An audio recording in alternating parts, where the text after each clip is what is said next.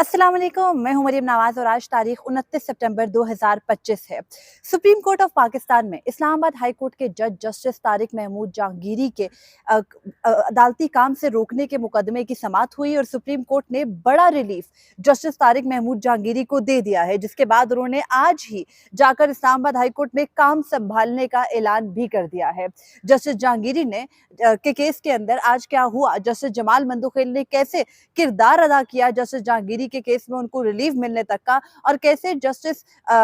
अमीनुद्दीन खान ने इनकार से जो है वो रिलीफ तक का सफर किया, इससे मुतालिक तमाम तर तफसीलात आपके सामने रखती हूँ। मुकदमे की समाअत मुख्तसर थी। 9:47 पर मुकदमा शुरू हुआ और तकरीबन 10:14 पर समाअत खत्म हो गई थी। आधे घंटे की समाअत, बल्कि आधे घंटे से भी कम की समाअत जो है 27 मिनट की गालिबन ये समाअत हुई। इसके अंदर क्या कुछ हुआ, इसका हवाला आपके सामने रखती हूँ। सबसे पहले जो आईनी बेंच है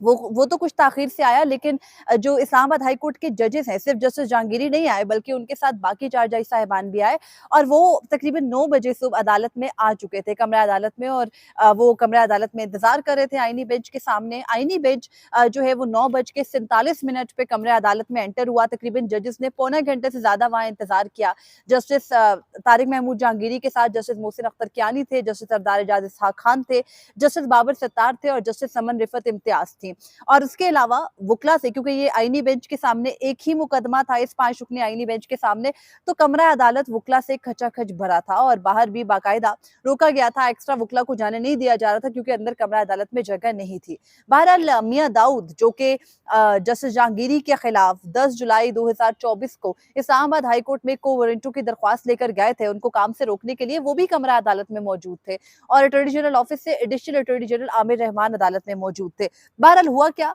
जब मुकदमे की समाअत का आगाज हुआ तो जो इस्लामाबाद बार काउंसिल और इस्लामाबाद डिस्ट्रिक्ट बार के वुकला है वो सामने आए। इस्लामाबाद बार काउंसिल के जो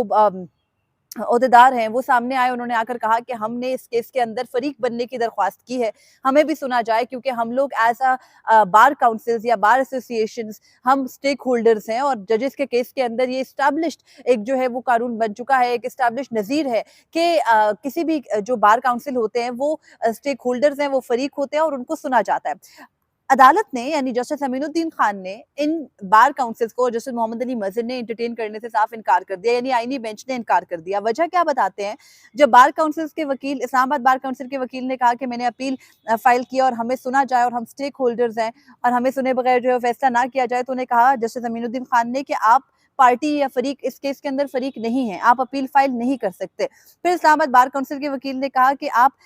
जो है वो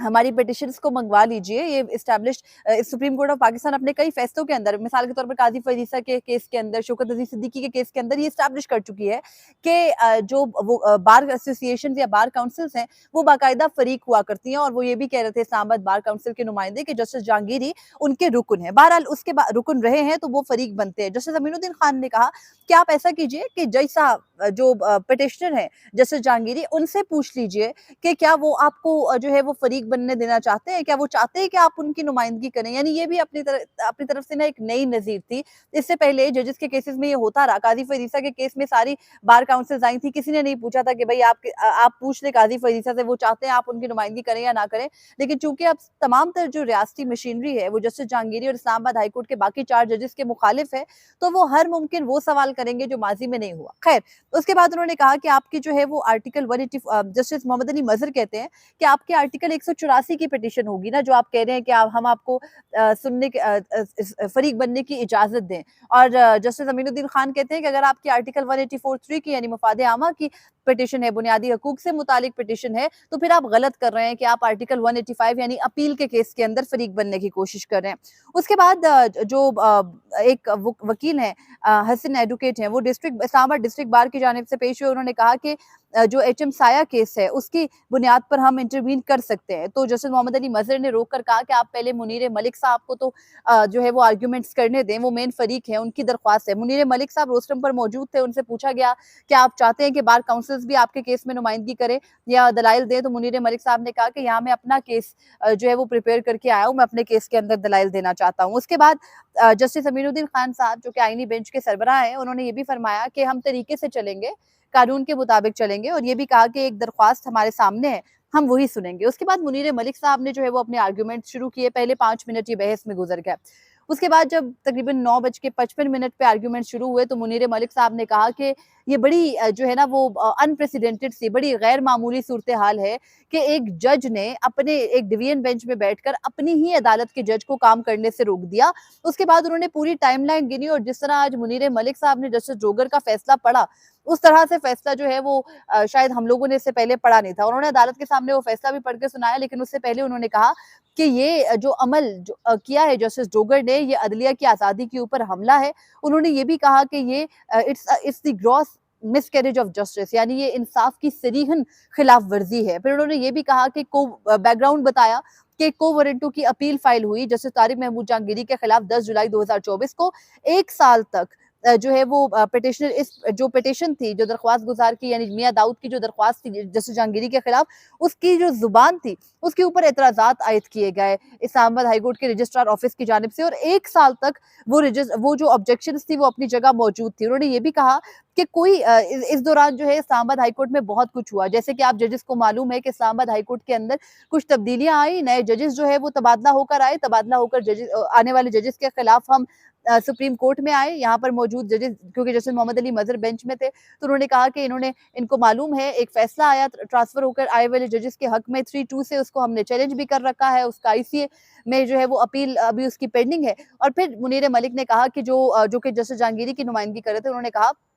कि जो ये दरख्वास्त है, इस दरख्वास्त को अचानक से जस्टिस सरफराज डोगर जिनके खिलाफ पिटीशन कर रखी है जजेस ने, उन्होंने मुकर्रर किया। एतराज़ात थे दरख्वास्त के ऊपर, लेकिन उन्होंने उस पूरे फैसले को पढ़कर सुनाया कि कैसे उन्होंने जस्टिस जहांगीरी का मामला डिसाइड कर दिया। मुनीर मलिक ने कहा कि जो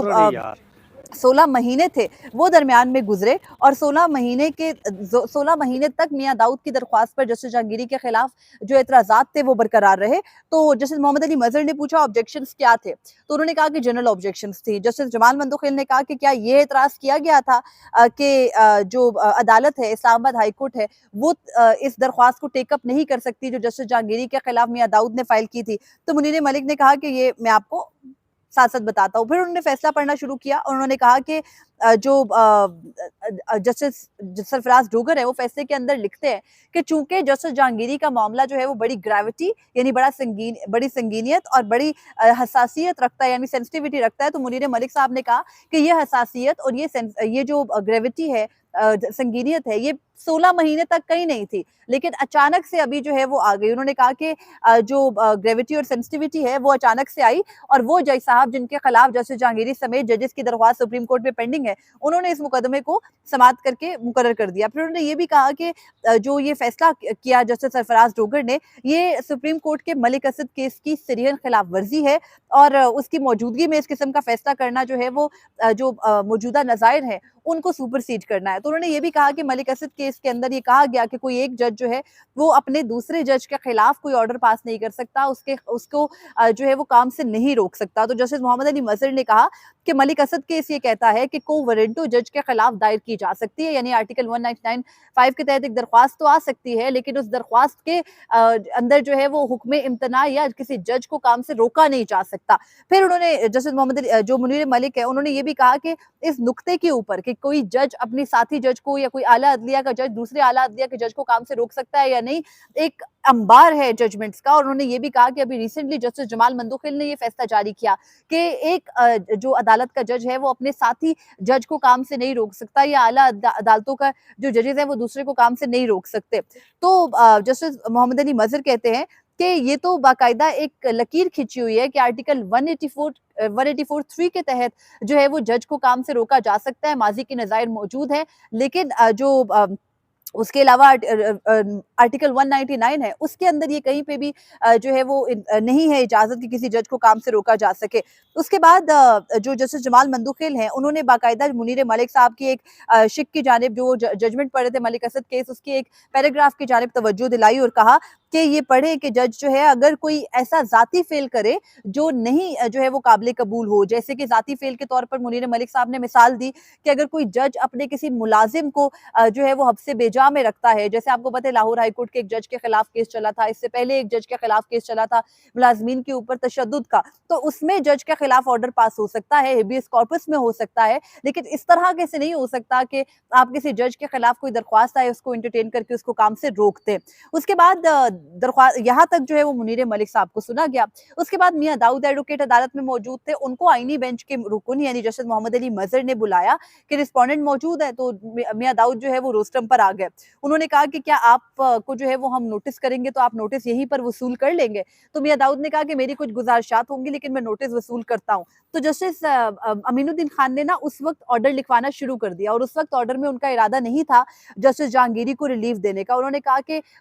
हमारे सामने जो जो मुनीर मलिक साहब के आर्ग्यूमेंट्स थे कि रखे गए कि कोवरेंटो तो एंटरटेन हो सकती है लेकिन जज को काम से नहीं रोका जा सकता, तो हमने अटॉर्नी जनरल और जो रिस्पोंडेंट है उनको जो है वो नोटिस कर दिए और ये लिखा कि रिस्पोंडेंट ने नोटिस वेव ऑफ कर लिया है। इसके दौरान दौरान ये भी हुआ कि अटॉर्नी जनरल ऑफिस से एजी साहब खुद मौजूद नहीं थे, उनकी जगह additional attorney general Aamir Rahman मौजूद थे। उनको मुखातिब करके पूछा गया कि क्या आप नोटिस वसूल करते हैं? तो आमिर रहमान साहब वाज वेरी रिलक्टेंट, वो कह रहे थे कि मुझे कोई ऐसी इंस्ट्रक्शंस नहीं है। तो आईनी बेंच ने कहा कि भाई आपको नोटिस वसूल करने में कौन सी हिदायत चाहिए, आप नोटिस वसूल कर ले। और उसके बाद अदालत ने लिखवाया कि हम जो है वो इस केस को कल तक मुलतवी कर रहे हैं और जो फरीकैन है उनको नोटिस जारी कर रहे हैं। वहां पर मुनीर मलिक साहब ने थोड़ा एहतजाज किया, उन्होंने कहा सर कम से कम उस ऑर्डर को सस्पेंड करें जो जस्टिस जहांगीरी के खिलाफ आया, इससे बहुत बुरा मैसेज जाएगा और ये मैसेज जाएगा कि सुप्रीम कोर्ट ने जज को रिलीफ नहीं दिया जो कि दुरुस्त नहीं है और आप अगर कल तक भी इस केस को सुनेंगे तो कम से कम इस ऑर्डर को सस्पेंड कर दे। तो जस्टिस अमीनुद्दीन खान ने कहा कि हम कल केस सुनेंगे ना, हम चाहेंगे कि ये मजीद ना फैले सारा काम, ये इसको हम मजीद फैलने से रोकेंगे। उसके बाद जजेस मुशावरत भी करने लगे लेकिन मुनीर मलिक ने कहा कि इस्लामाबाद हाईकोर्ट ने एक ऑर्डर पास कर दिया, उन्होंने सुना नहीं, उन्होंने देखा नहीं, आप सुन के और देख के ऑर्डर नहीं कर रहे। तो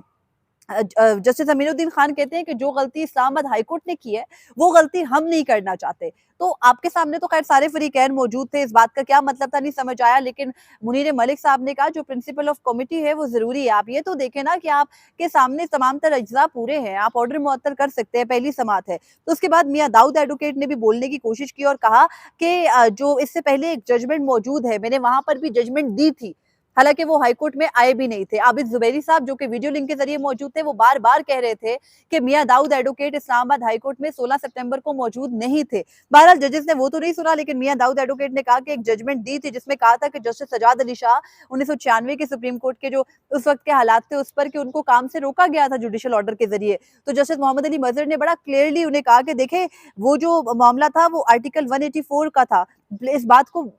बराए करम समझिए कि दो चीजें फर्क हैं। आर्टिकल 184 और है जो कि सुप्रीम कोर्ट की जुरिस्डिक्शन है और आर्टिकल 199 के तहत जज को काम से नहीं रोका जा सकता। उसके बाद जस्टिस जमाल मंदोखेल ने कहा कि जब सुप्रीम कोर्ट ये करार दे चुकी है कि सुप्रीम कोर्ट जब ये करार दे चुकी है कि कोई हाई कोर्ट हुक्म इम्तनान नहीं दे सकता जज के मामले पर, उसको सस्पेंड काम करने से नहीं रोक सकता, तो बात खत्म, बात क्लियर। उसके बाद जस्टिस शाहिद बिलाल हसन, क्योंकि जजेस ने आपस में मुशावरत की, तमाम जजेस ने कंसेंट दिया। जस्टिस हसन अजहर रिजवी ने भी कहा कि इस्लामाबाद हाईकोर्ट का ऑर्डर सस्पेंड करे, जस्टिस जमाल मंदोखेल ने भी कहा, जस्टिस मोहम्मद अली मजहर ने भी कहा, जस्टिस शाहिद बिलाल हसन से पूछा गया, उन्होंने भी कहा। और फिर जो है वो जज साहब को यानी अमीनुद्दीन खान साहब को लगा कि ठीक है अब ऑर्डर सस्पेंड करना चाहिए, उन्होंने कर दिया। आखिर में जस्टिस शाहिद बिलाल हसन जो खुद को बड़ा प्रोसीजरल जज कहते हैं, तरीकेकार के मुताबिक चलते हैं, वो तरीकेकार से इधर उधर बिल्कुल नहीं चलते, वो कहते हैं, सवाल पूछते हैं वकला से और कहते हैं कि कल इस नुक्ते पर आपने तैयारी करके आनी है कि अगर इस्लामाबाद हाईकोर्ट के अंदर मियां दाऊद की पिटिशन के ऊपर ऑब्जेक्शंस थे